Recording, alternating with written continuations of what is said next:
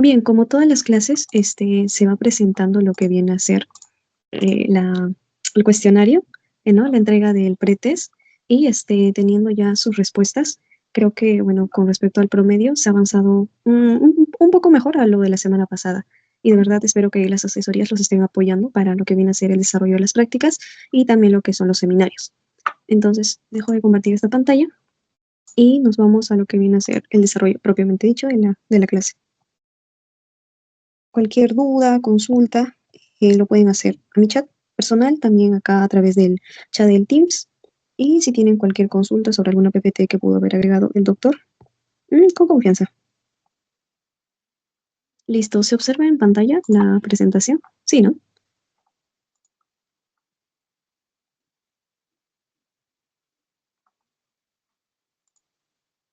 Ya, listo. Sí, chicos, va a ser muy importante que me puedan ayudar con esa parte, por favor. Cosa que vamos avanzando rápido. Ya. Listo, chicos. Bien, nuevamente darles la bienvenida a la semana número 11 de lo que viene a ser el desarrollo por asesoría de pares en el tema de sistema urinario.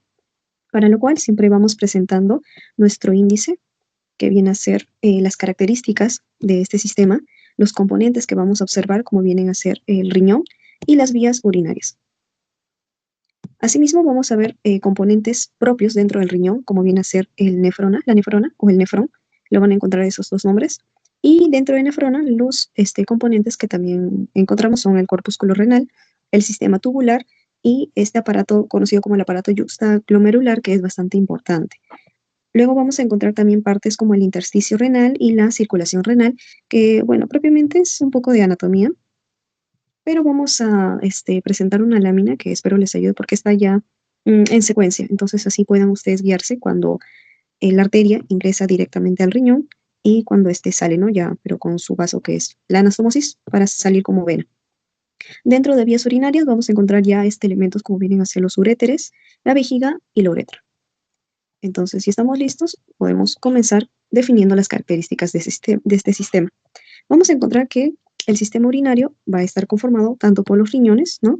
Y también las vías urinarias. Vías urinarias, recuerden siempre, no lo confundan porque a veces puede venir, ¿no? Como pregunta de querer asociarlo. Los uréteres, vejiga y uretra. Entonces va a ir así, ¿no? Encontramos los riñones, va a estar unido por un conducto que llegue hasta la vejiga. Y ese conducto, primer conducto, va a ser los uréteres. Uréteres. Y luego de la vejiga, ya para la salida hacia el exterior, encontramos otro conducto que es la uretra. De uréteres vamos a encontrar dos y de uretra solamente uno. Y acá lo vamos a encontrar, ¿no? Esquematizado bonito, ¿no? Riñón, uréteres, vejiga y uretra. Ya, listo. En cuanto a funciones, vamos a encontrar cuatro muy importantes que está definida en su PPT, que encontraba a la homeostasis, ¿no? Que es el equilibrio entre las sustancias que están dentro y fuera de las células, la filtración de sangre para lo que viene a ser la formación de orina y la excreción de compuestos nitrogenados que no son necesarios para nuestro organismo.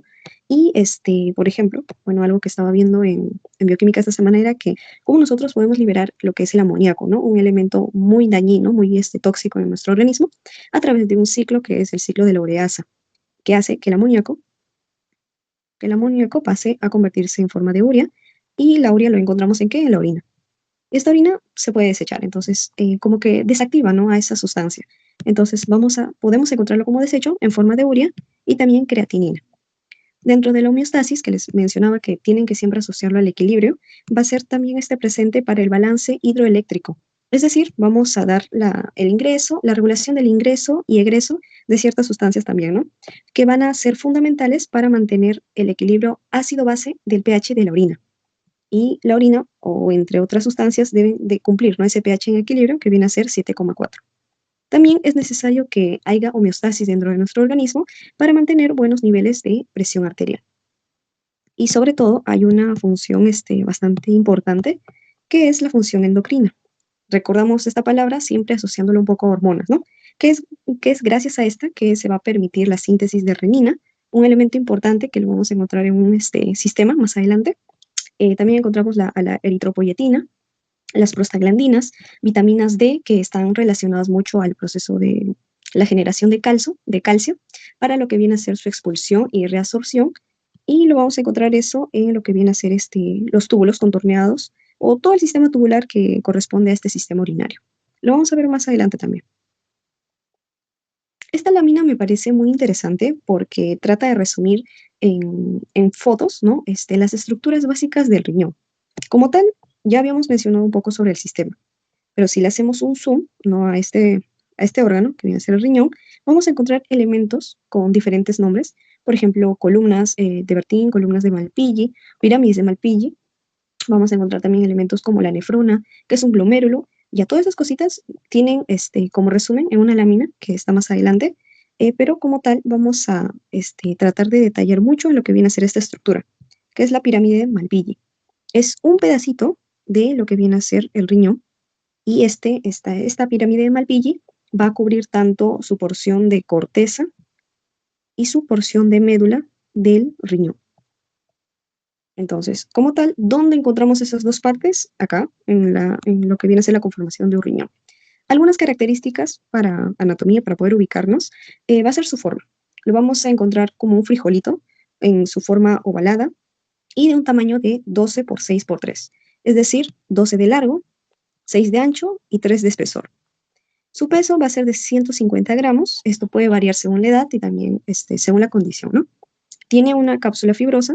Siempre que sea cápsula, deben asociarlo a lo que viene a ser tejido conectivo, porque necesitamos que haya algo que proteja a este órgano. Su estructura, como les mencionaba, vamos a encontrar una corteza, la parte más exterior, y esta va a tener un grosor de 3 centímetros. En algunos preparados anatómicos, vamos a encontrarlos de color naranja, de este color anaranjado. No sé si lo observan acá en esta parte. Era un corte muy bonito, no sé si lo observan por acá. Ya, acá encontramos, ¿no? El borde lateral del riñón, que va a estar delimitado primero en su primera porción, que viene a ser la corteza. Luego de esto viene lo que viene a ser la médula. Encontramos porciones que van a conformar el hilio renal y su salida con lo que viene a ser el uréter. Pero antes de mencionarlo como tal, vamos a terminar con esta parte. Vamos a encontrar rayas o rayas medulares en la porción de la corteza. Y también un laberinto cortical con 35% de irrigación. Es decir, si habría alguna pregunta de qué porción del riñón es la más vascularizada, vendrían ustedes a responder que es la corteza, ya que la otra porción, que es la médula, solo recibe el 25% de irrigación. O sea, todos esos vasos que van a ingresar por una sección del riñón, acá si digamos dibujo todos los vasos, ya estos se van a dirigir más a la corteza y unos cuantos solamente a la médula. Como tal, dentro de la médula vamos a encontrar a lo que les quería comentar, ¿no?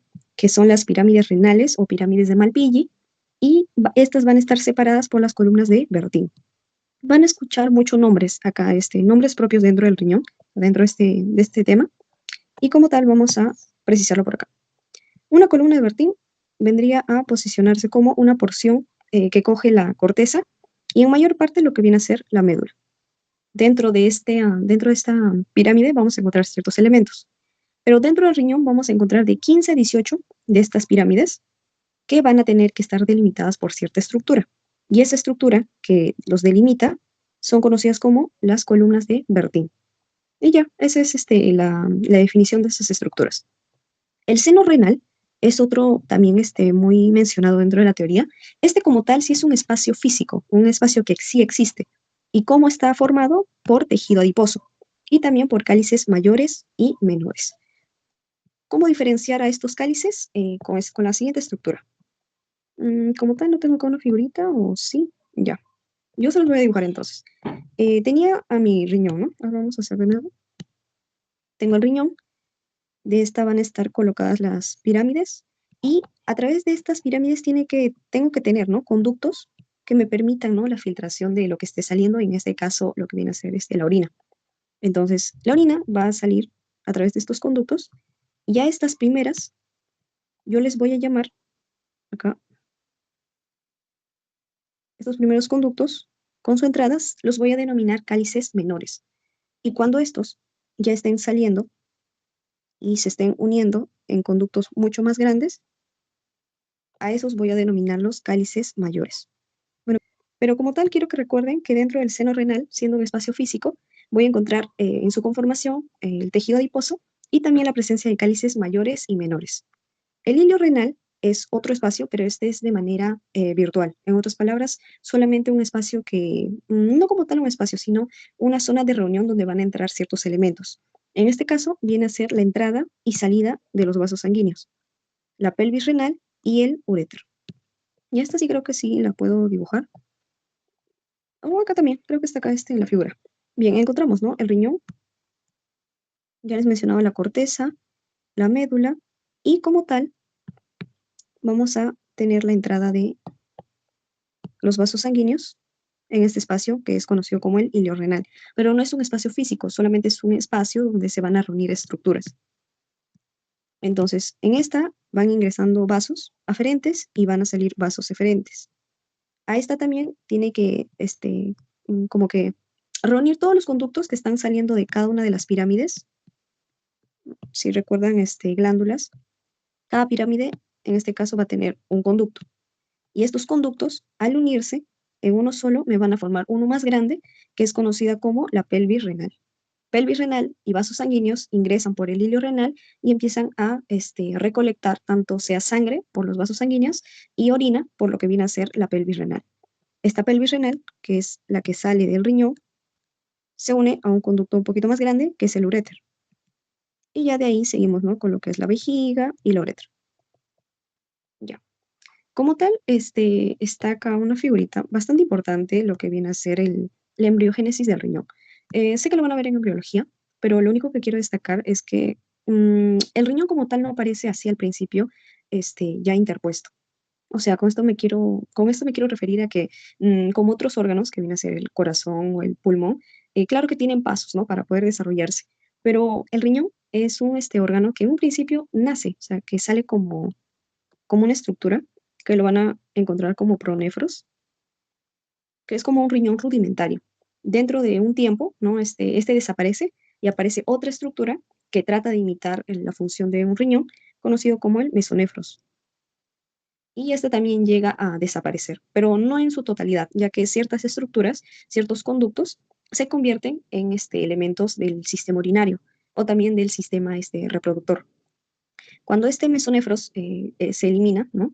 Recién aparece lo que viene a ser el desarrollo del metanefros, que ya como tal es el riñón definitivo, y a partir de la quinta semana, que es más o menos su desarrollo, empieza a haber la interacción con otras células y de esta manera se conforma ya el riñón que nosotros conocemos. Entonces, solo quería comentar eso y nos vamos acá. Ya, esta parte sí es bastante importante porque vamos a definir conceptos importantes. Disculpen la redundancia. Vamos a definir palabras como vienen a ser qué es un lóbulo renal, qué es un lobulillo renal, una nefrona o nefrón, el tubo colector y el túbulo urinífero. Bien, como tal, en esta primera estructura, el lóbulo renal va a estar conformado por la pirámide renal, que ya habíamos mencionado, más una prolongación cortical. ¿Qué quiere decir esto? Que acá, bueno, esta figurita la encontré y está precisa porque tiene al lóbulo renal y al lobulillo renal. Entonces, teníamos nuestra porción de corteza, ¿ok? Imagínense esta parte delimitando la corteza y lo demás que encontramos adentro viene a ser la médula. Entonces, en esta porción del lóbulo, vamos a encontrar que para que forme un lóbulo renal, tengo que tener la pirámide renal con una porción prolongada de la corteza. Entonces solamente tomo la pirámide y termino de llegar hasta la corteza. Eso es un lóbulo renal. Y dentro de este lóbulo renal, claro que voy a encontrar otras estructuras. Pero ¿dónde encuentro en mayor cantidad esta estructura? O sea, bien delimitada, en lo que viene a ser los riñones de los fetos. En los adultos ya no encontramos esta estructura. El lobulillo renal es otra figura también, que está acá representada en forma de un triángulo, que como tal no lo encontramos así, sino que por el contrario, lo que me interesa que se lleven del lobulillo renal es que va a estar delimitado por arteriolas intralobulillares. Estos lobulillos renales van a permitir que todas las nefronas, ahorita vamos a definir qué es una nefrona, desembocan en un solo conducto que es conocido como el conducto colector. Entonces, ¿qué tenemos por acá? Les decía que habían arterias interlobulillares, que son estas, los marco de verde, que van a estar encima del lóbulo, o sea, del lóbulo que ya había, bueno, están dentro del lóbulo, que había formado por la pirámide y una porción de la corteza. Y ahí encima, no sé, en la porción solo de la corteza voy a encontrar la entrada de las arterias interlobulares. Entonces, dos de estas arterias me van a como que delimitar un espacio. Ese espacio pequeñito ahí en la corteza es el conocido lobulillo renal. Entonces, como tal, ese vendría a ser el lobulillo renal. Acá está en forma de triángulo, pero solamente es para que se pueda reconocer en forma de figuras. Ya. Y ahora sí, nos vamos a esta parte importante que es definir qué es una nefrona o un nefrón. La nefrona, recuerden, siempre va a estar constituido por el corpúsculo renal, el conducto tubular o todo ese grupo de conductos y el asa de Henle, tanto porción gruesa y porción delgada. Entonces esta lo vamos a desarrollar también en láminas más adelante, pero acá vamos a mencionar también lo que viene a ser el tubo colector. Este tubo colector, a diferencia de la nefrona, va a tener, en este caso, un diferente desarrollo embrionario. Al tener un diferente desarrollo embrionario, no ingresa a ser parte de la nefrona, ya que todos estos elementos sí tienen o comparten como que el precursor de uno solo.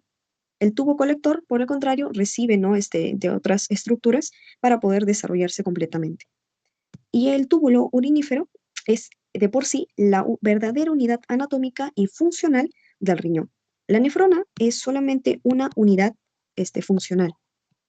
Es la unidad funcional del riñón. Pero anatómicamente y funcionalmente es el túbulo urinífero, que va a estar formado justamente por estos elementos, la nefrona y el tubo colector. Entonces, teniendo como definición esas cositas, vamos a pasar a mencionar así brevemente los tipos de nefrona. El tipo de nefrona, recuerden que va a ser todo un grupo de elementos también, que voy a mencionarlo acá adelante, pero para ya acá estar mencionándolo, voy a encontrar dos tipos de nefrona, y solamente guíense por la ubicación de la imagen. Los corticales, que por el nombre puedo decir que empiezan, ¿no?, en la zona de la corteza, y van a llegar hasta esta franja. Bien, teníamos, ¿no?, la corteza, guíense por estas flechas, ¿no?, que llegan a marcar, y luego encuentro la médula, ¿no? Pero muy aparte de tener una médula así como tal, también voy a tener una subdivisión, que es la médula externa y la médula interna. La médula externa va a tener dos porciones, su franja externa y su franja interna. Ya. ¿Hasta dónde llega mi nefrona cortical? Bueno, esta va a llegar cerca, o el corpúsculo está más cerca a la cápsula, o sea, hacia el exterior, y va a estar conformada por un asa de Henle corta. Entonces, acá observamos mi primera nefrona. Mi primera nefrona empieza desde la superficie, ¿no?, casi tocando la cápsula, y va a llegar hasta la franja interna, pero sigue todavía dentro de la médula externa, o sea, no ha penetrado tanto, ¿no? La yuxta medular o glomerular está en un 15%, o sea, en cantidad son las que menos abundan, y esta va a tener al corpúsculo cerca a la corteza, ya no tanto a la cápsula, y va a tener un asa de Henle más larga. Entonces, encontramos acá la otra porción que inicia, ¿no?, en la corteza, esta, que sí va a llegar hasta la médula interna, llegando más profundo, ¿no?, a la papila. Ah, miren, acá también hay otra palabra que podrían a ustedes llegarles, ¿no?, como forma de consulta. ¿Qué es una papila? Es el lugar por donde voy a encontrar ciertos agujeros. A esto también se le llama una lámina cribosa, porque va a tener agujeros por donde justamente tiene que desembocar todo el contenido que está recogiendo el túbulo conductor. Este túbulo colector, va a tener, ¿no?, la captación de sustancias, en este caso la orina, y va a liberarlo a través de de esta papila que va a tener agujeros. La papila es eso, justamente esa porción sí, bueno, si volteamos este triángulo que vendría a ser la papila, sería su vértice, ¿no? Entonces, así, la papila es esa porción por donde va a desembocar el túbulo colector a través de esos agujeros. Listo. Entonces, esta siguiente lámina viene a ser el recorrido que va a realizar la orina desde que se comienza a filtrar, o bueno, desde que se empieza a filtrar, y se libera a través del túbulo colector. Entonces, vamos a ver acá en primer punto que todo inicia, ¿no?, con la interacción de lo que vienen a ser los elementos que conforman el corpúsculo renal. Voy acá ya un poco adelantando, formado por la cápsula de Bowman, el glomérulo, y también algunas arterias, arteriolas aferentes y eferentes que ingresan, ¿no? Entonces, doy la primera filtración de lo que viene a ser la orina y continúo el camino pasando por el túbulo contorneado proximal. Recuerden, mira, túbulo contorneado proximal. Continúo con el camino y voy a llegar a una porción que es conocida como el segmento grueso descendente. Estoy bajando del túbulo recto proximal. Este es otro nombre. Segmento grueso descendente o túbulo recto proximal. Sigo descendiendo y voy a tener el segmento delgado descendente del asa de Engle. Y voy a tener acá como tal esa curvatura del tubo conocido como asa de Engle. Entonces luego ya comienzo a ascender y voy a tener otra porción que va a ser el segmento delgado ascendente, ya estoy ya subiendo, y luego voy a tener esta porción nuevamente gruesa, que es conocida como el túbulo recto distal, porque ya estoy alejándome, ¿no? De lo que viene a ser el corpúsculo renal. O también lo pueden encontrar como segmento grueso ascendente. Termino el camino casi acá, cerca nuevamente en comunicación con el corpúsculo renal, esta porción que es conocida como el túbulo contorneado distal. Miren, solamente van cambiando las palabras. Túbulo contorneado proximal, el que está en relación directa con el corpúsculo renal, y en esa misma franja, o sea, como que si yo haría un corte acá, también encuentro al túbulo contorneado distal, que como tal va a darle ciertos elementos al corpúsculo renal para lo que viene a ser la filtración de la orina. Y a esta cosita verde, azul, no sé si ustedes lo ven, aquí hay un pedacito color celeste. Ya, ese pedazo va a ser muy importante porque va a formar parte del aparato yuxta glomerular, que lo vamos a ver más adelante, y es conocida como mácula densa. Entonces, continuando, a veces en ciertas nefronas vamos a encontrar esta porción que es conocida como túbulo conector. Pero como tal no lo vamos a ver mucho, porque bueno, solamente no para agregar dentro de la teoría. Y ya como tal, desemboca todo y me da lo que viene a ser el túbulo, conducto, tubo, colector. Y ya así como tal, sale, ¿no? A través de la papila y ya toda esa orina empieza a filtrarse hacia la pelvis renal a la uréter y el uréter vejiga, uretra y ya salida, ¿no? Entonces, este es el recorrido como tal.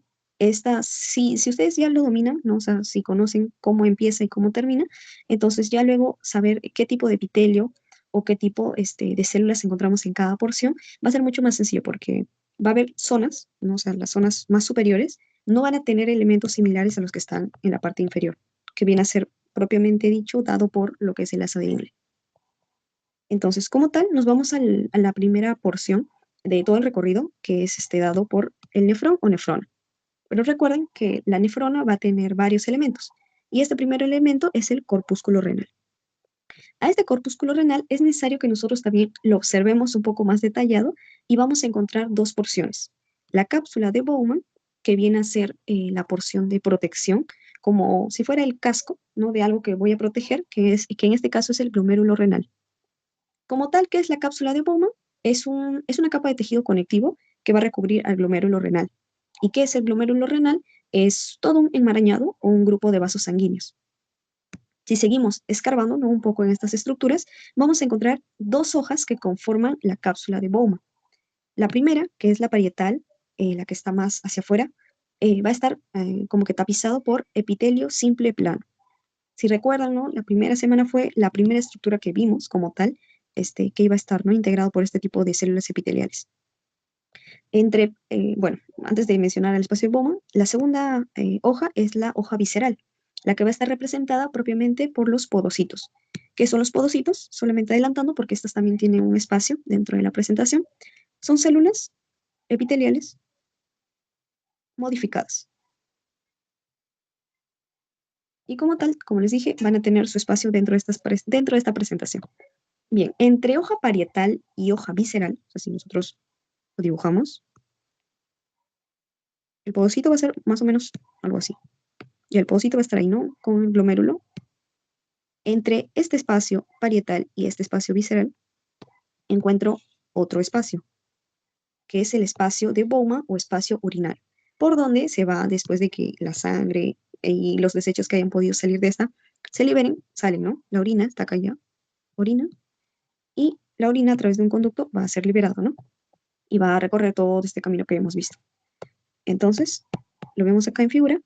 Encontramos, claro, obviamente la lámina basal, donde tiene que estar colocada el epitelio simple plano. Esto vendría a ser la cápsula de Bowman, lo de amarillo.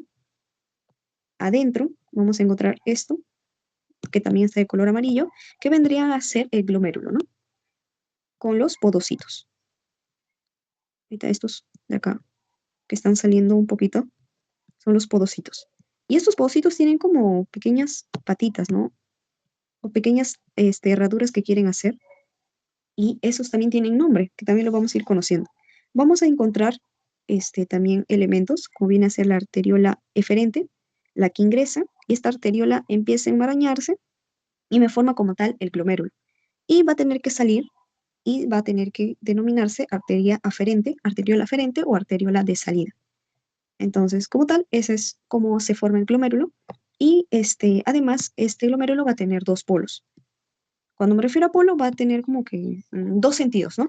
Un sentido vascular, que va a ser el que está en la entrada de las arteriolas, la entrada y salida, y un polo urinario, donde se da el inicio de los túbulos renales. En este caso, ¿cuál sería el túbulo vascular? La porción de acá, donde está el ingreso y salida de las arteriolas aferentes y eferentes. Y la porción urinaria o zona urinaria sería esta porción donde va a comenzar el túbulo contorneado proximal, ¿no? Todo el recorrido que ya hemos visto. En un corte histológico es mucho más bonito verlo porque encontramos el glomérulo renal con todo el enmarañado de arteriolas. Y acá encontramos, ¿no?, el túbulo contorneado proximal, que vendría a ser la porción urinaria. Encontramos la cápsula de Bowman, esta primera que estoy tratando de dibujar o de marcarlo. Bueno, no está tan preciso, pero está al borde. Ya, esa es la primera capa, la capa parietal. Y lo que va a estar acompañando a lo que es el glomérulo, las células, estos podocitos, van a conformarme lo que es la capa visceral. Y bien, acá está, ¿no? Este glomérulo renal va a estar conformado por capilares glomerulares oxigenados de arteriola aferente. Ya. Y como les decía, podocitos, los podocitos son células epiteliales modificadas o especializadas por tener prolongaciones citoplasmáticas. ¿A qué me refiero con estas prolongaciones? Traten de ver al podocito como una especie de insecto como son las arañas, que van a tener, ¿no?, patitas. Ya, estas patitas, en un primer momento, se les va a conocer como aquellas prolongaciones primarias.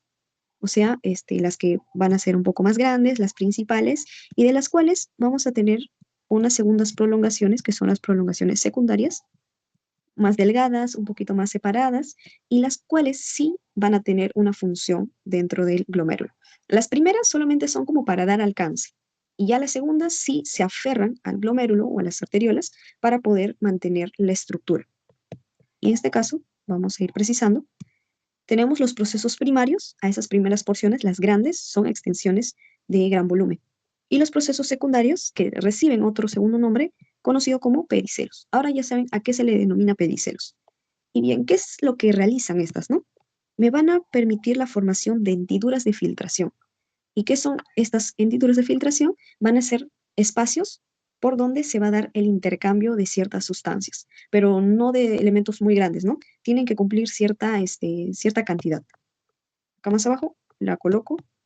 Tienen que ser menor a 70.000 kilodaltons y deben ser elementos de carga positiva. Entonces, vamos viendo acá. Ya, tenemos, ¿no? El podocito pegado a lo que viene a ser mi arteriola, ya que está un poquito más grande, y va a tener sus prolongaciones secundarias que van a armarme la siguiente imagen. Tengo acá un podocito, o un pedicelo sería ya, ¿no? Un pedicelo, un pedicelo.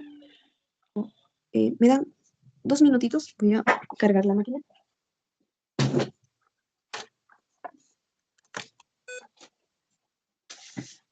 Ya, chicos, gracias. Tenemos dos pedicelos, ¿no? Un pedicelo, y van a formar acá una especie de hendidura por donde se va a realizar el intercambio de sustancias. Entonces, muy aparte de esto, de esta hendidura, puede recibir el nombre de diafragma.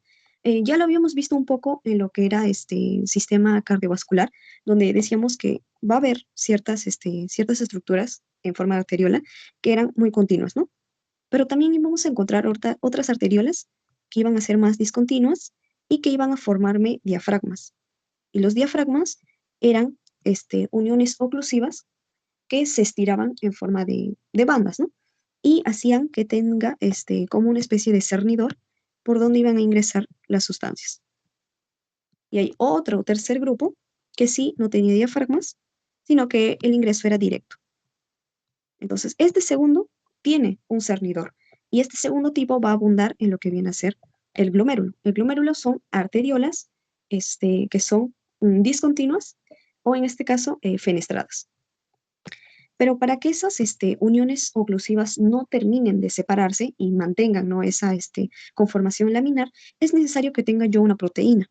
En este caso es conocida como la proteína de nefrina, la cual va a permitir la unión de actina a través de la proteína CD2AP. Pero no quiero que se memoricen esta. La que quiero que prioricen es la proteína de nefrina. Entonces, no sé si todavía tendrán en su PPT esta imagen, porque era bastante bonita tenerla en seminario, ya que aquí está, ¿no? La nefrina, que son estos botones de color rojo, este tipo de proteínas, que me mantiene unida la unión que tiene un pedicelo con otro pedicelo. Entonces acá vienen a ver otras, ¿no? La catenina, la podosina, la p-caderina, ya. Como tal, la principal es la nefrina. La nefrina mantiene unida el diafragma que está entre dos pedicelos.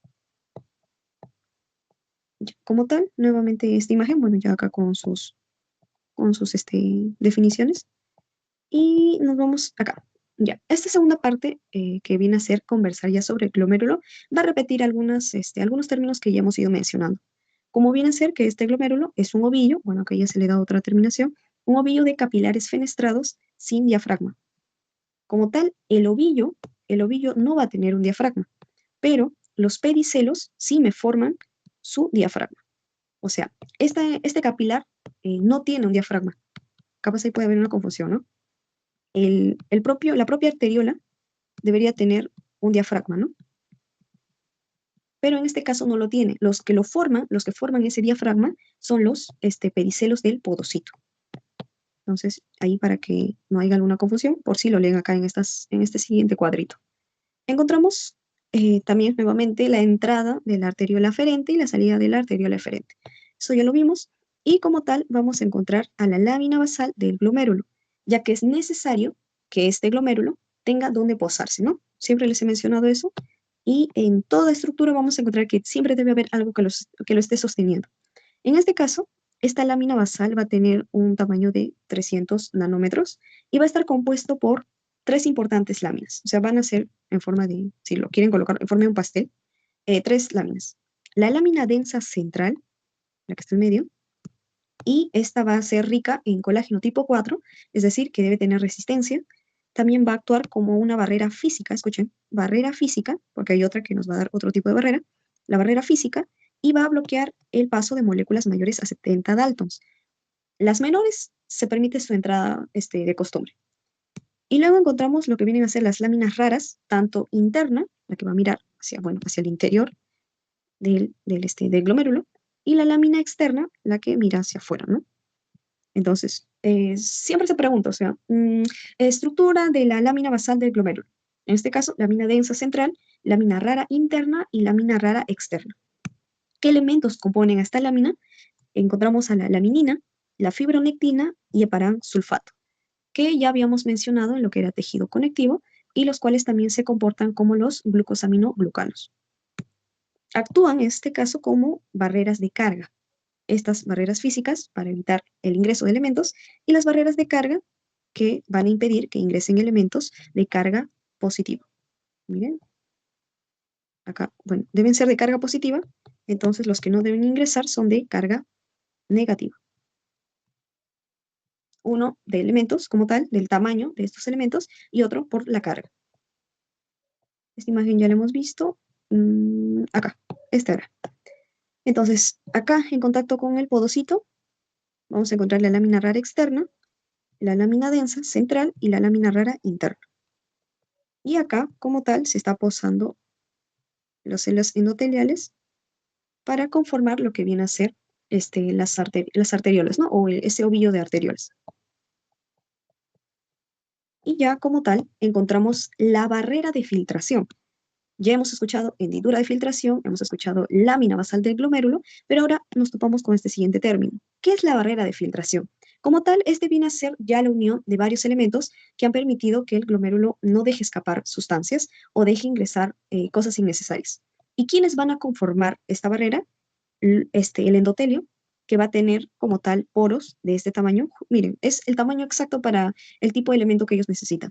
La lámina basal con sus tres capas, rara interna, densa y rara externa. Y como tal, el podocito. ¿Por qué? Porque estos podocitos me forman el diafragma que forma la hendidura de filtración de 35 nanómetros. No tanto el tamaño, bueno, acá sí en endotelio, pero de este no tanto. Recuerden, endotelio, lámina basal y podocito. Este siempre es preguntado. Entonces, por acá una estrellita. Siempre es preguntado, se consulta cuáles son los elementos que conforman la barrera de filtración. Entonces, todos los elementos que vayan ingresando por la luz del capilar, los que sean aptos para esta entrada, van a salir hacia el espacio urinario, que estaba, nuevamente recordamos un poco, entre la capa visceral y la capa parietal de la cápsula de Bobo. Y ya, ¿qué es lo que permite, ¿no? Que nuestras arteriolas mantengan su posición y en esa entrada y salida de elementos no se abran, ¿no? No se abran totalmente. Y ya, este trabajo va a estar realizado por las células mesangiales, también un tipo de células especiales que van a permitir mantener la estructura del capilar y también que ésta no se mueva, ¿no? O que pierda su fuerza. Son comparados con los pericitos, es decir, esas células que también vimos en el tema 2, ¿no? Que acompañaban a las arteriolas y permitían su contracción. Entonces, de esta misma manera, las células mesangiales cumplen esta función similar y ayudan a que se pueda liberar colágeno o filamentos de actina para mantener esa actividad, ¿no? La actividad contráctil de la arteria. También participan en parte, no tanto como la barrera de protección o de filtración que habíamos visto, en lo que es la filtración glomerular. Por eso puse acá que lo realizan de manera indirecta. Las funciones como tal, que sí deben recordar, es el soporte mecánico a los capilares glomerulares, o sea, le dan fuerza. También controlan la remoción del material de la lámina basal, es decir, que si hay alguna célula que conformaba ese epitelio de la lámina basal, hay que ir cambiando, ¿no? Esta célula tiene que hacer su cambio y cuando ya no es necesario, mandarlo a hacer apoptosis. Regulan también el flujo sanguíneo por actividad contráctil, ya que van a secretar, miren, elementos como las prostaglandinas, las citocinas IL-1 y las endotelinas, que son esenciales para la vasoconstricción. Y gracias a que pueden recepcionar la angiotensina, ya que tienen justamente receptores propios para angiotensina 2. ¿Dónde vamos a ver a la angiotensina 2? En lo que viene a ser el sistema renina-angiotensina, que también está un poquito más adelante. Entonces, lo vemos acá. Encontramos a nuestro podocito, ¿no? Acá con sus proyecciones, nuestro endotelio fenestrado y como tal acá de color celeste nuestra arteriola. Entonces, acá sujetando la arteriola, no está como que con bracitos como me hubiera gustado que lo entiendan, pero está acá, ¿no? Apoyando. Esta célula mesangial, la de rojo, es la de rojo, está ahí, ¿no? Acompañando a la arteriola. Acá hay otra imagen, los capilares, y vendría a ser mi célula mesangial. La apoya y mantiene esa estructura en constancia. Y ya como tal, vamos a hablar ahora sobre el sistema tubular. Ya dejamos lo que es esta primera porción, esta porción, y nos adentramos a lo que viene a ser ya el corrido en tubos. Acá hay una imagen que espero que puedan revisarlo. Como tal, lo voy a ir mencionando, pero está acá ya en resumen, incluso con los grafiquitos para que puedan ustedes observarlo. Y ya directamente lo vayan diferenciando, ¿no? ¿Qué tipo de células se encuentra en túbulo contorneado proximal o en la asa de Engle, o sea, en esa porción de la curvatura? En la asa de Engle, rama ascendente hacia arriba, la mayor parte de los túbulos contorneados distales y la última porción del conducto contorneado distal. Entonces vamos a ir encontrando en las primeras porciones células muy definidas, células en forma cilíndrica, luego van a ir avanzando, se van a ir aplanando y luego van a ir retomando su conformación inicial, pero ya con características diferentes como viene a ser la pérdida de microvellosidades. Cuando está muy cerca al glomérulo, va a tener bastantes microvellosidades, pero cuando ya estamos alejándonos de este, vamos a ir perdiendo esta estructura. Entonces, vamos por el túbulo proximal. Antes de eso, ¿quieren que repita algún concepto? Quizás se me pasó algo. ¿Me confirman, por favor? Ya que he ido mencionando algunos términos así sueltos para que no queden en el aire. Si no, me confirman con like, por favor, chicos.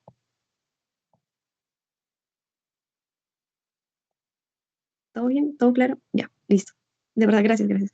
Sí, cualquier duda, por favor, me la van comentando. Ya, listo, chicos. Entonces, la primera porción que va a estar unida al glomérulo o a la cápsula de Bowman viene a ser el tubo o túbulo o conducto proximal. Lo van a encontrar con esos nombres. Ya. Bien, vamos a tener dos vistas. Uno a microscopía óptica y otro a microscopía electrónica.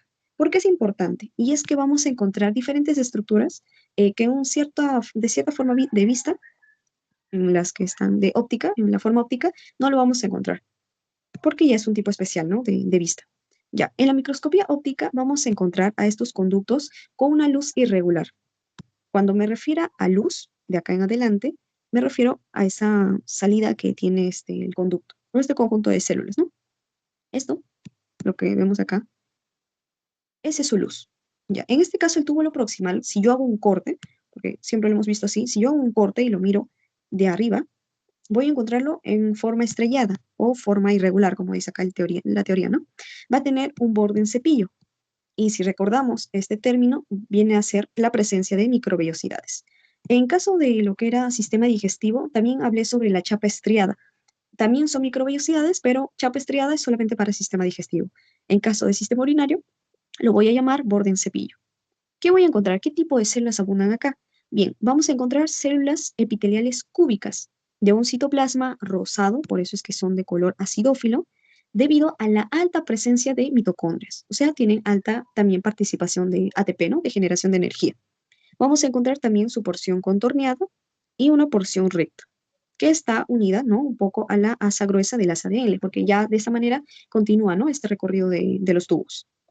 Y bien, ¿qué encuentro cuando yo miro microscopía electrónica? Justamente las microvellosidades, con, recuerden esto, túbulo, vesículas apicales. Y también voy a encontrar a las mitocondrias en posición basal, o sea, tengo mi célula, tengo el núcleo, y las mitocondrias van a estar en la zona basal. También puedo encontrar pliegues basales y laterales. Es decir, que esta célula tenga como que hundimientos de manera lateral, o también en la base. Como tal, lo que quiero que lleven de recuerdo, ¿no? De esta parte de túbulo proximal, vendría a ser el tipo de célula que encontramos, pero también la función. ¿Por qué es importante la función? Porque esta es la porción del conducto de tubos que tiene una mayor absorción de agua, gracias a las acoporinas de tipo 1. ¿Y cuánto de agua vamos a absorber? De 70 a 80%. De 70 a 80%. Por otro lado, también encontramos el 100% de absorción de sustancias como viene a ser la glucosa, ¿no? Importante para la energía y de qué se obtiene de los carbohidratos, las proteínas y los aminoácidos, vía transcelular. A ver, acá también ayudando a definir algunas cosas, transcelular es cuando atravieso directamente una célula, la atravieso. Y una paracelular es cuando yo ingreso de un lugar a otro entre dos células sin atravesarlas. Entonces, ahí como para ir ubicándolos, esta absorción de glucosa, proteínas y aminoácidos es transcelular. ¿Por qué? Ingreso directamente, por eso hay un 100%. Y luego también hay una entrada de sodio y cloruro por vía paracelular entre un 70 y 80%. Es decir, tengo que esperar todavía que estas dos células del túbulo se separen un poco para yo ingresar. Por eso hay una menor cantidad. Si lo vemos a microscopía, encontramos acá mi túbulo contorneado.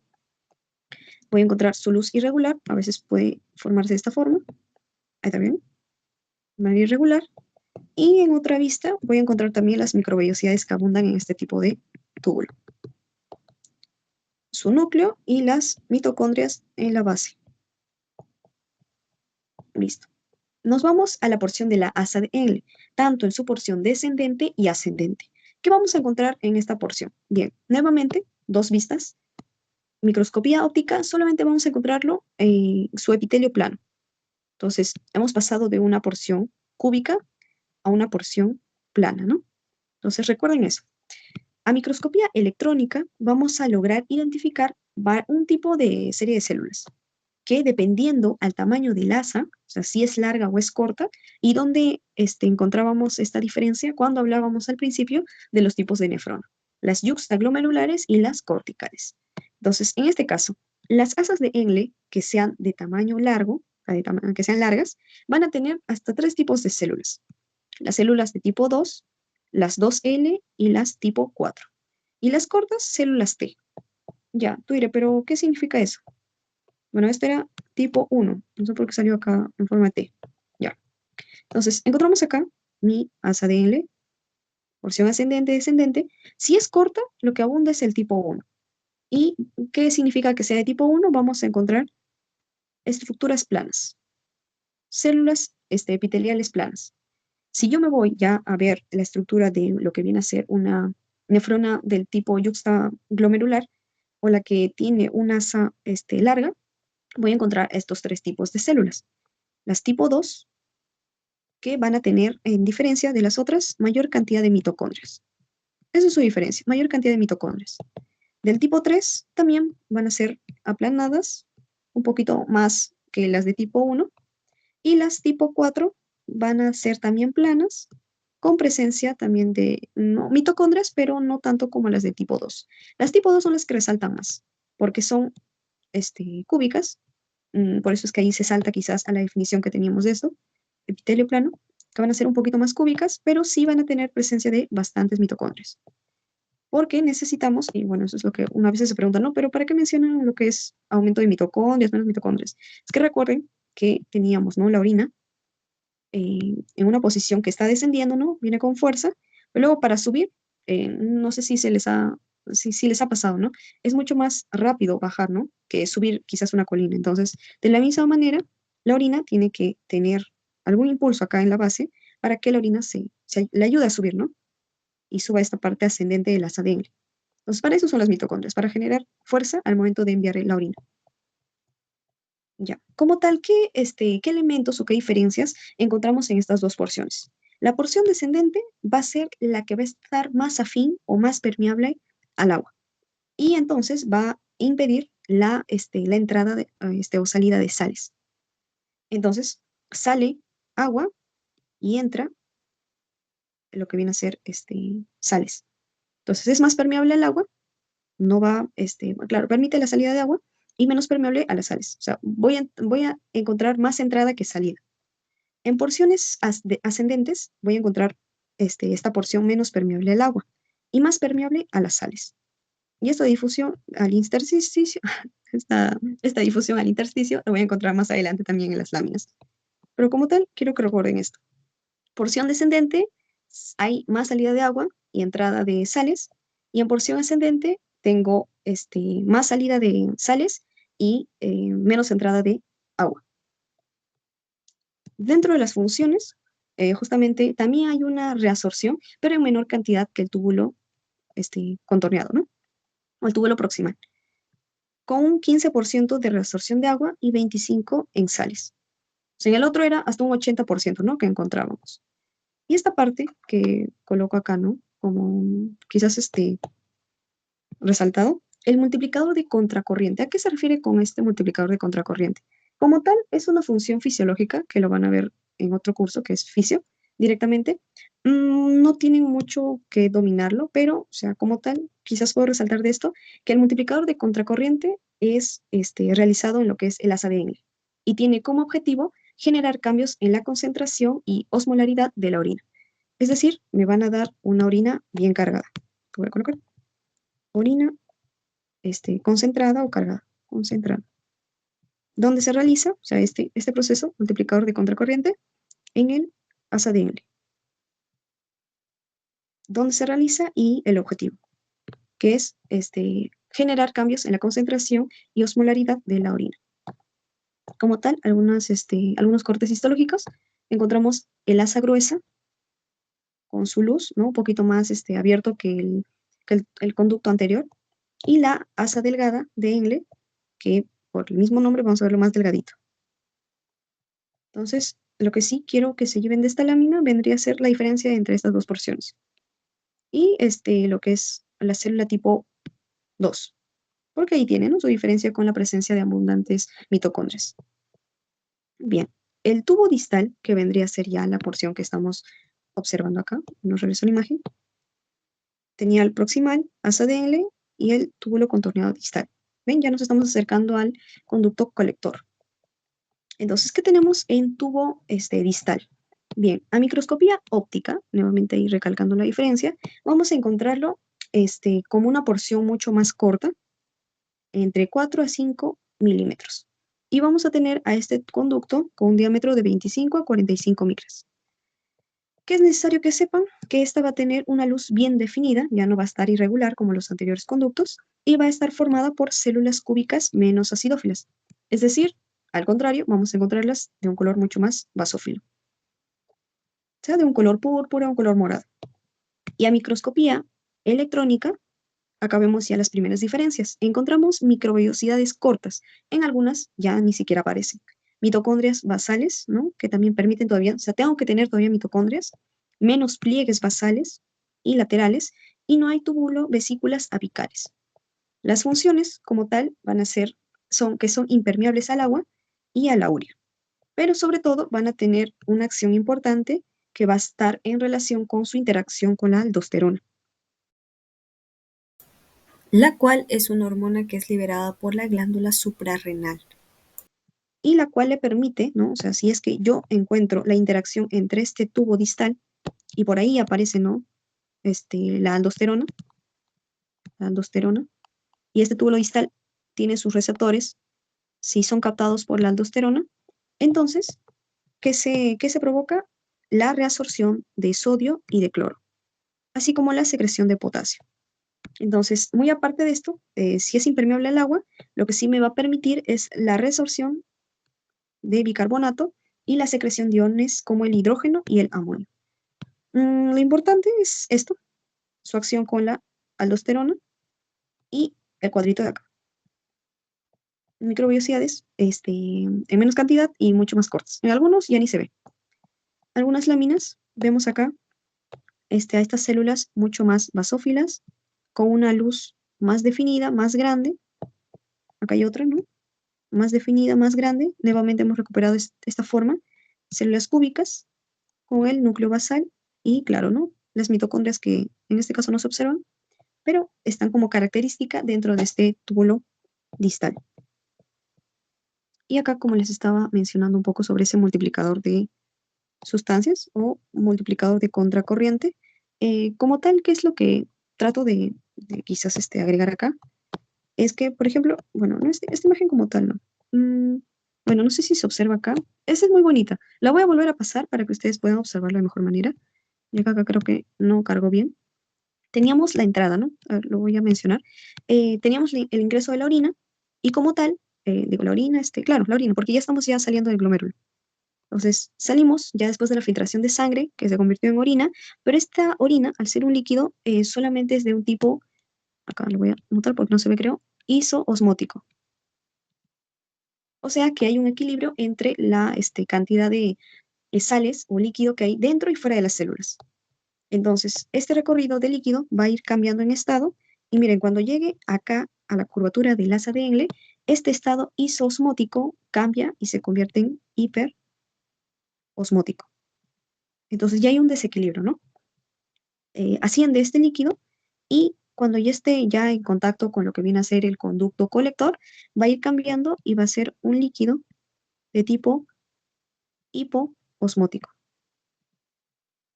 Y ya como tal tendría que salir, ¿no?, por este conducto colector a través del ingreso de otras sustancias, ¿no?, interacción con otras sales, ya como una orina concentrada.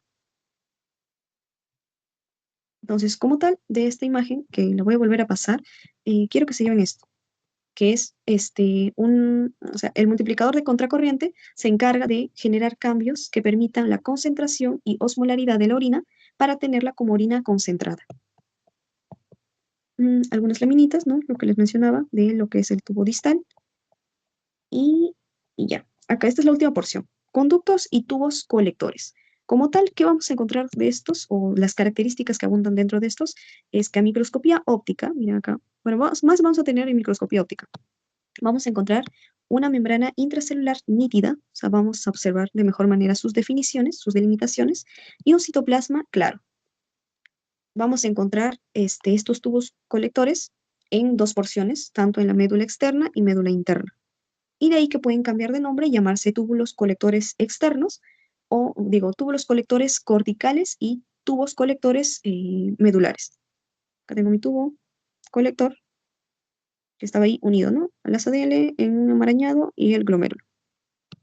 Dos porciones, bueno, con dos porciones, médula y corteza. Entonces puede haber esta primera porción como tubo colector cortical y esta segunda como túbulo colector medular.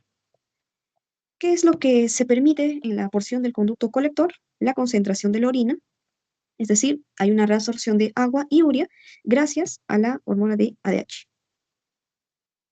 que es la hormona antidiurética. Entonces, ¿qué vemos más acá? Es gracias a la acuaporina 2. Acá hay una diferencia porque en el primer conducto o el primer túbulo, la acuaporina 1 era la que funcionaba. Si no habría esta hormona antidiurética, entonces se perdería agua y se provocaría la diabetes insípida. Bueno, estos ya son enfermedades que como tal no lo vemos en esto, ya este ciclo, pero es bueno, ¿no? Que quizás lo tengan como un dato adicional. Hay células especiales dentro de este conducto o túbulo colector que actúan, ¿no? En su estructura, que a microscopía electrónica sí es posible observarlas. Son las células principales o claras, que como tal acá ya hay un cuadrito para que les ayude a diferenciar, que permiten la reabsorción de agua y de sodio, y también la secreción de potasio. Por otro lado, encuentro a las células intercalares o células oscuras, las que mantienen, ¿no? La regulación de buffer. Buffer significa balance ácido-base, y vamos a encontrar una subclasificación de estas células intercaladas, que es el tipo alfa, que va a estar mucho en relación con provocar medios ácidos. ¿Y a qué va? O sea, gracias a qué permite esos medios ácidos, gracias a la secreción de iones. Y encontramos en la segunda subclasificación, que son las células beta, o sea, células oscuras tipo beta, que están más en relación con los medios básicos. Y eso es gracias a que éstas secretan bicarbonato. Entonces, estos dos tipos me permiten la función de buffer. Acá como tal, hay creo que una figurita, ¿no? Para ver células principales, un poquito más claras, ¿no? Y las células intercaladas, por eso ahí que están denominadas también como células oscuras. Oscuras prácticamente por el color de su citoplasma. Y bueno, como tal, esta figurita sí se llevó a cargar y es, encontramos, ¿no? El cambio que se va dando, salíamos del glomérulo, empezaba toda esta cadena de los túbulos y esta primera porción, que es el túbulo contorneado proximal, lo encontramos, ¿no? Como células cúbicas con bastantes microvellosidades, una luz irregular y luego si seguimos avanzando, en esta primera porción vamos a encontrar a mi segmento, este es mi segmento descendente. Bueno, como tal no está acá. Entonces, vamos a tener acá esta primera porción. Segmento ascendente delgado del ADN. ¿Recuerdan? Eran células planas, ¿no? Células planas, también una luz un poco irregular. Luego seguimos ascendiendo.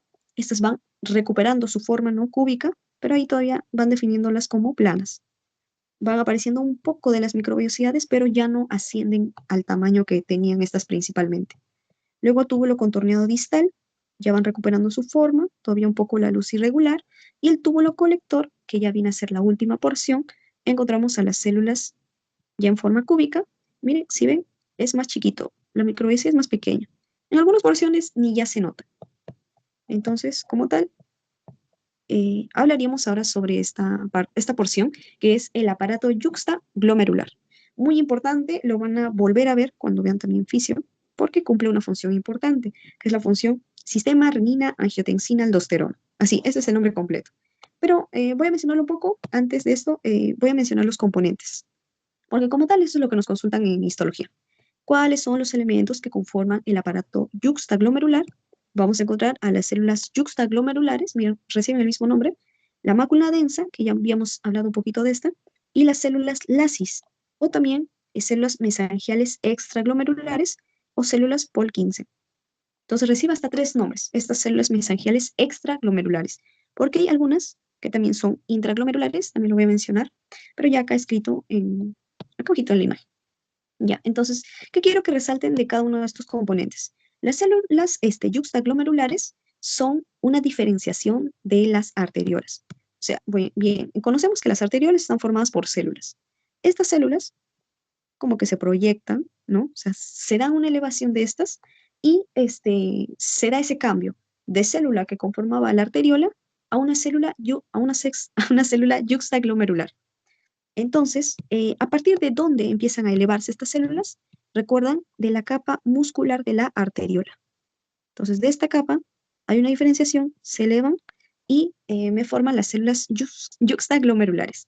¿Por qué es importante este tipo de células? Porque para el aparato yuxtaglomerular es necesario que produzcan la renina, que en acción con la enzima convertidora de renina me forma la angiotensina 1 y angiotensina 2.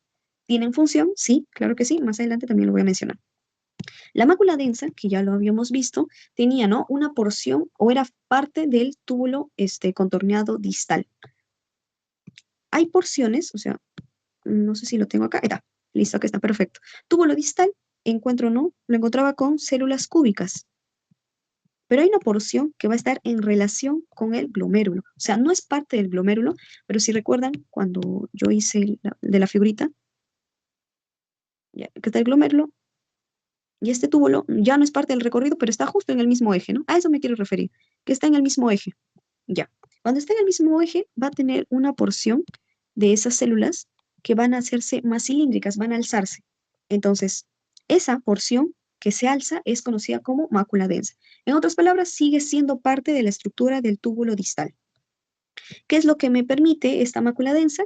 Esta actúa como un osmoreceptor. Es decir, va a ir midiendo las concentraciones de sodio para ver si es que esta orina está filtrándose correctamente, ¿no? Y las células extraglomerulares o mesangiales extraglomerulares van a tener la presencia de gránulos de renina y van a encontrarse entre células yuxtaglomerulares y la mácula densa. Acá encuentro la mácula densa y células bueno, estas no, las de acá. Estas de celestito, esas son las extraglomerulares, porque estas de acá son las intraglomerulares. Entonces, de estas vamos a mencionar un poquito. Acá, las células intraglomerulares son las encargadas de sintetizar eritropoyetina. Eritropoyetina. ¿Y para qué es necesario que yo sintetice eritropoyetina? Van a ser un precursor para la formación de glóbulos rojos. Glóbulos rojos, hematíes o células rojas, ¿no? Como se las conoce. Y acá hay un corte muy bonito de la mácula. Acá tengo mi glomérulo, mi cápsula de Bowman. Y acácito, miren, no sé si se observa bien. Espero que de verdad lo vean en su práctica porque se ve muy bonito este corte. Mis células cúbicas. Y acá, como tal, está la mácula, ¿no? Con las células cilíndricas. Ya. Entonces, ¿qué función tiene este sistema renina-angiotensina-aldosterona? O en sus siglas, la SRAA. Ya. Esta como tal va a actuar siempre y cuando, o sea, es un sistema hormonal que regula la presión arterial y el equilibrio de los líquidos en el cuerpo. Entonces, cuando yo me refiero a esto, va a tener que actuar en dos fases importantes. Uno, si es que observa que hay una disminución en la presión arterial y dos, si hay una baja concentración de sodio. Entonces, como tal, así para que ustedes lo entiendan, solo dos elementos, función del sistema renina-angiotensina-aldosterona cuando se da la presencia de la disminución de la presión arterial o la disminución de sodio. Ya esos dos como tal, quiero que se lo lleven como concepto, ¿no? Para poder adelantar un poco. Aquí está otra imagen muy bonita también del aparato yuxtamedular. Esto como tal es el túbulo contorneado distal y las células cilíndricas. Ya que está, esta parte del intersticio renal es un espacio por donde van a pasar los vasos sanguíneos. Y vamos a encontrar también células intersticiales medulares, las que son encargadas de producir la medulipina 1, que por obra de algunas enzimas se va a convertir en medulipina 2, que como tal tiene una función vasodilatadora. Entonces, es un poquito, ¿no? Ahí con el juego de palabras, un poco que estas también son largas, pero asocian medulipina 1 o medulipina 2, su proceso fundamental para este curso, que permite la vasodilatación de estos vasos.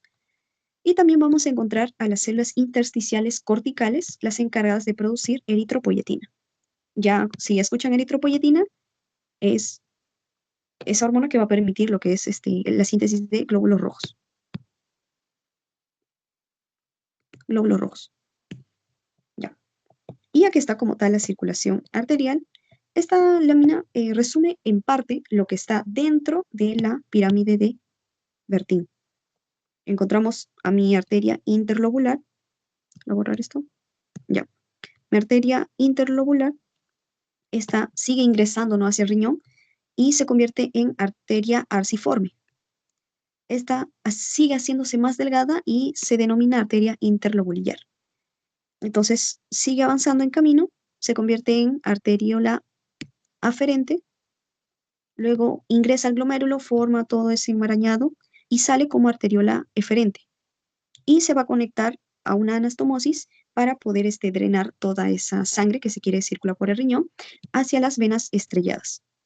Se completa, ¿no?, el circuito y ingresa, ya ahora lo tomo los nombres hacia al revés, pero empezando con vena, ¿no? Vena interlobular, vena arciforme y vena interlobular. Y ahí termina la circulación de lo que es solamente la pirámide de Bertin. Pero acá hay una lámina que espero les pueda ayudar también para Nato. Todo empieza con una arteria mucho más grande, que es la arteria renal. Esta arteria se va a segmentar, ¿no?, entre varias pirámides. O sea, acá hago mi riñón, tengo mis pirámides, y a ver, este color, ya, listo. Entra una arteria renal, se segmenta, y me forman las arterias segmentarias.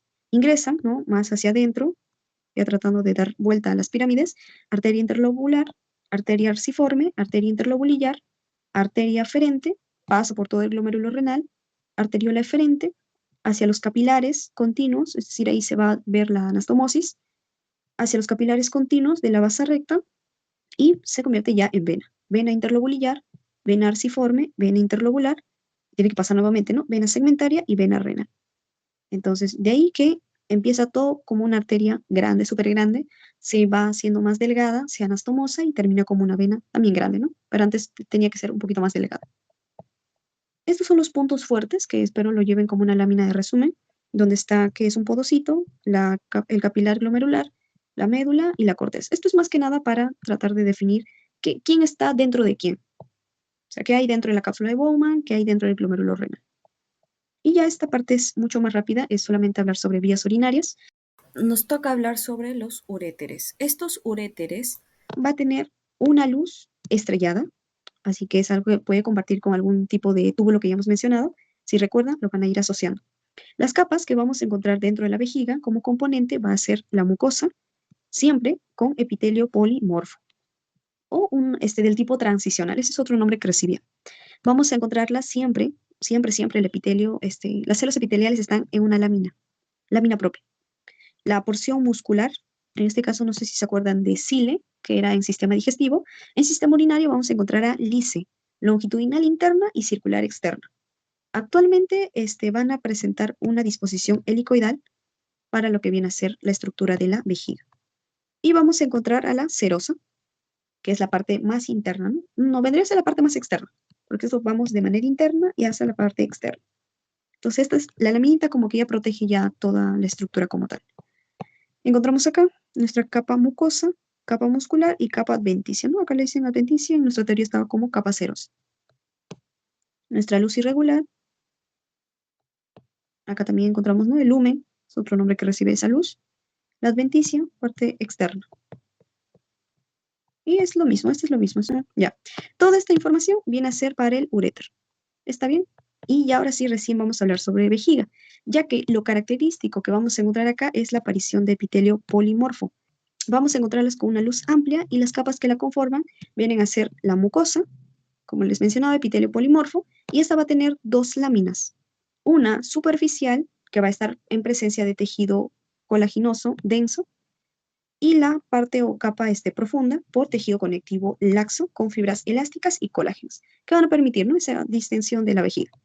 La porción muscular en presencia de tres capas y la serosa o adventicia que puede estar en esas, ¿no? Entonces, acá vamos a encontrar dos porciones. En este caso, cuando la célula esté llena o distendida, vamos a encontrarla de forma aplanada, ¿no? Porque está ahí la presencia de la orina. Entonces vamos a encontrar a las células superficiales mucho más delgadas de las que estén debajo de ellas, ¿no? Por esa presión que está recibiendo por parte de la orina. Y cuando esta esté vacía, vamos a encontrar su característica fundamental, la que hace especial este tipo de epitelio, que es la forma globosa, la porción globosa. Entonces, ahí la encontramos súper extendida, se encuentran las capas bien definidas, bueno, acá en este corte no, pero están siempre definidas. Esa es la diferencia entre esos dos estados, el estado lleno o el estado vacío. Y ya como tal, esta última porción, que vendría a ser la porción de la uretra, y vamos a tener ahí diferencias, ¿no? Más adelante lo que es este sistema reproductor masculino, que nos toca la próxima semana, y femenino, vamos a ver un poco más sobre esas diferencias en cuanto a la uretra. Pero acá solamente así como tal, porque es parte del sistema urinario, vamos a mencionarlo. Primero, ¿qué es la longitud? En el varón, este mide de 15 a 20 centímetros, así que vamos a tener distintas porciones. En la mujer solamente mide de 3 a 4 centímetros, algo que anatómicamente favorece para que, en este caso, suframos mucho de las infecciones urinarias, ¿no? Infecciones urinarias, ya sea por alguna bacteria o algún parásito. En caso del varón, tiene que atravesar, ¿no? Toda esta distancia para recién, ¿no? Infectarlo. El trayecto va a ser también diferente. En caso de la mujer, todo empieza en la vejiga, pasa hacia la uretra y recién, ¿no? El orificio uretral externo. Así es corto. En el varón va a pasar por tres partes. En la primera porción, que es la uretra prostática, que va a estar definido mucho por su epitelio transicional o de urotelio. ¿Cuánto va a medir? Es importante, ¿no? Porque ya habíamos mencionado sus de 20 centímetros más o menos. Este está entre 3 a 4 centímetros. La uretra membranosa, que vendría a ser la segunda porción, va a estar mucho en beneficio de la aparición de epitelio pseudoestratificado, que está a un pasito ya de pasar a ser epitelio cilíndrico. Mide solamente 1 centímetro. Es corto, por eso la transición también es súper rápida. Y la uretra esponjosa o cavernosa, que lo van a encontrar en algunos libros, va a estar en presencia o tapizado por epitelio pseudoestratificado cilíndrico y también ya su parte final por epitelio estratificado plano. Como tal va a medir más o menos 15 centímetros y es importante porque esta parte de la uretra esponjosa es el que rodea el cuerpo esponjoso del pene. Otra porción más, acá. Esta imagen nos puede ayudar a más o menos idearnos, ¿no? Cómo es ese recorrido. Empieza la uretra prostática, justamente porque es la porción que está en la próstata. La uretra membranosa es espacio cortito antes de llegar directamente a todo el aparato reproductor masculino. Y la uretra esponjosa, ¿no? Que es mucho más largo. Acá vamos a ver una figurita que sale como una carita, que están los cuerpos cavernosos y cuerpos esponjosos. Si yo hago un corte así, ya un corte así, de esta parte del pene, voy a encontrar esta figura. Lo vamos a ver ya en la próxima clase, ya que tiene varias cositas que conversar dentro del aparato reproductor masculino. Acá un poco de la diferencia histológica en lámina de la uretra femenina y masculina. Bien, acá vemos espacios irregulares, mucho más marcado, y la masculina que puede ir variando, ¿no? En cuanto a sus porciones, si está en la prostática, membranosa o esponjosa. Como tal, siempre presentando la bibliografía, si es que ustedes desean indagar un poco más o quizás retomar, ¿no? Lo que es en algún término que quieran conocer. Está el Gardner, nuestro libro base, y también otros como es el Kienzer-Brown, del cual saco algunas imágenes que siempre ven en esta pantalla, y el Stevens o el Lowe. Acá también hubo bastante participación del libro del Ross. Es un libro muy bonito para lo que son láminas. Eso sería todo. De verdad, chicos, muchas gracias también por apoyarme en la moderación de la presentación. Si tienen alguna duda o consulta, por favor, tienen ahí el micrófono. Si no, voy a ir pasando también el post-es para poder, ya. Raro, porque me está apareciendo el nombre de otro participante en post-es. No sé si llegué a enviar, no lo envié, ¿no? Al WhatsApp. Qué raro. Ya, chicos. ¿Me confirman si se llega a ver el post-es?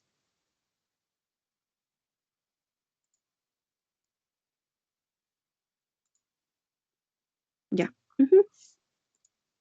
Listo, chicos. Ya, voy a dejar de grabar.